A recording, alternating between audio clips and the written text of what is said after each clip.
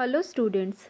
Now your next topic is management of working capital. इस chapter में हम ये पढ़ेंगे कि आप अपने वर्किंग कैपिटल को कैसे मैनेज कर पाते हैं. First, here is concept of working capital. Working capital management is an important component of overall financial management. Working capital management एक इम्पॉर्टेंट कंपोनेंट है फाइनेंशियल मैनेजमेंट के under. Management of working capital like long term financial decisions affect the risk and profitability of business. Working capital का मतलब है जितनी भी आपकी current assets हैं और उसके मुताबिक आपके क्या होने चाहिए, करंट लाइबिलिटीज़ होनी चाहिए, क्योंकि वर्किंग कैपिटल का फॉर्मूला ही यही होता है, current assets is equal to current liabilities. तो ये एक तरह से आपके लॉन्ग टर्म फाइनेंशियल डिसीजंस हैं जो बिजनेस के रिस्क और उसकी प्रॉफिटेबिलिटी को इफ़ेक्ट करते हैं. अब बिजनेस में 2 टाइप्स ऑफ एसेट्स यूज्ड हैं. फर्स्ट इज़ फिक्स एसेट्स और second is current assets. Fix assets अब क्या होते हैं? फिक्स एसेट्स होते हैं जिसमें आपके land, building, plant and machinery, furniture and fittings etcetera.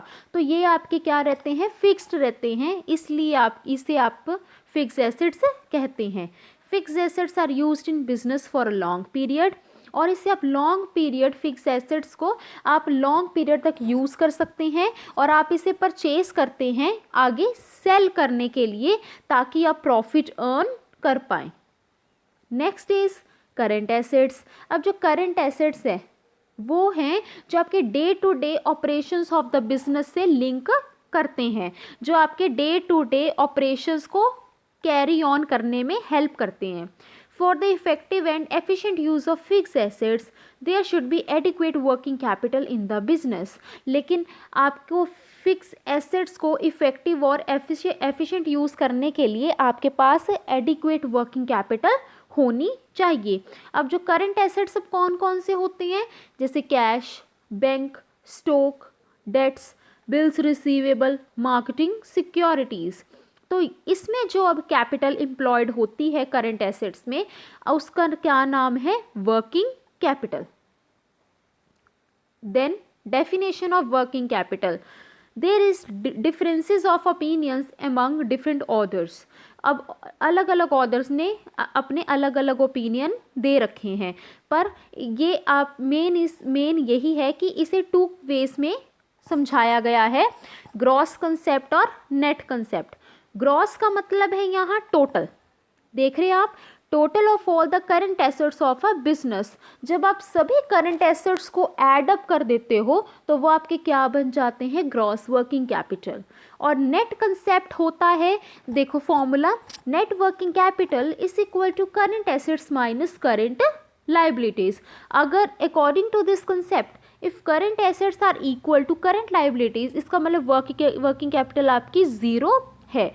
और अगर करंट लाइबिलिटीज़ आपके करंट एसेट्स से ज़्यादा हैं, इसका मतलब कि वर्किंग कैपिटल नेगेटिव जा रही है. देन आप इसमें एग्जाम्पल देखेंगे. हमने पढ़े हैं कि कौन कौन से आपके करंट एसेट्स होती हैं और कौन कौन से आपके फिक्स एसेट्स होते हैं.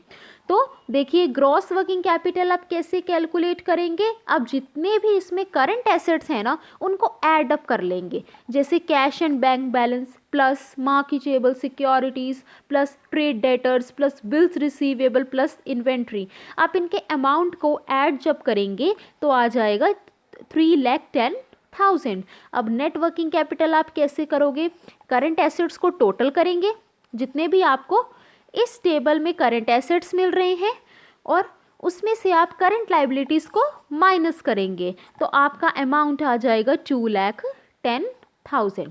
So this is your topic. Thanks for watching.